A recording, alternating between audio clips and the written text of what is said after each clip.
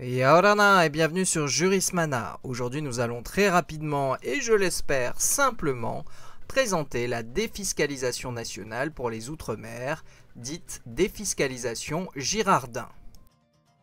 Remplaçant les mécanismes fiscaux mis en place par les lois dites Ponce et Paul, la loi du 21 juillet 2003 de programme pour l'Outre-mer, dite loi Girardin, révisée le 27 mai 2009 par la LODEOM, vise à soutenir les investissements dans les Outre-mer. Ces dispositions en matière de défiscalisation sont notamment présentes aux articles 199 en DCS B et C du Code général des impôts.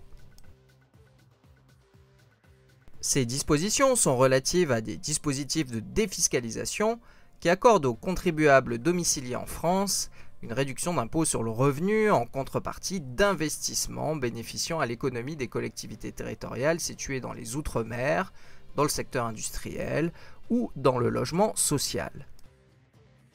Il existe trois acteurs principaux dans la défiscalisation Girardin: l'investisseur, la société de portage et la société exploitante.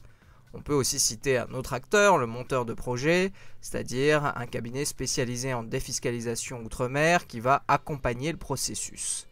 Il faut noter que certains investissements nécessitent l'obtention d'un agrément fiscal. En synthèse, l'investisseur apporte de l'argent à la société de portage et en devient associé. Cette dernière loue le matériel ou les immeubles à la société exploitante pendant une durée de 5 ans minimum.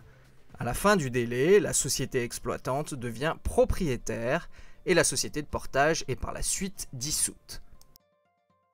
Les apports des investisseurs ne sont pas remboursés. Ils sont dits à fonds perdu. Le gain pour l'investisseur réside ainsi uniquement dans l'avantage fiscal dont il bénéficie en contrepartie de son investissement. La rentabilité de l'investissement dépend ainsi uniquement de la différence entre la réduction d'impôt obtenue et la somme investie. Cette réduction d'impôt intervient en totalité dans l'année fiscale suivant le versement. On peut donner un exemple théorique et pédagogique décrit par l'autorité des marchés financiers sur son site internet. Dans cet exemple, Madame B a investi 17 837 € dans un dispositif Girardin Logement Social en 2015, opération qui lui a permis de bénéficier de 20 681 € de réduction d'impôt en 2016. Il faut noter que ce dispositif de défiscalisation présente des risques, car si durant le délai minimum de 5 ans il y a un non-respect des règles, il faudra rembourser sa réduction d'impôt. Et voilà, nous en avons terminé avec cette brève présentation de la défiscalisation dite Girardin. Merci à tous et à très bientôt sur Jurismana. Parhayane!